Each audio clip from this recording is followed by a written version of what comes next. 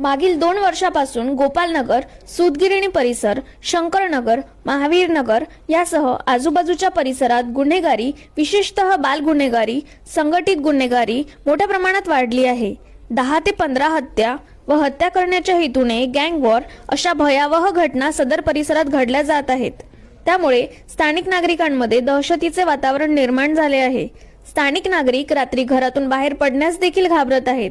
यापुढे देखील अशा घटना घडण्याची शक्यता आहे.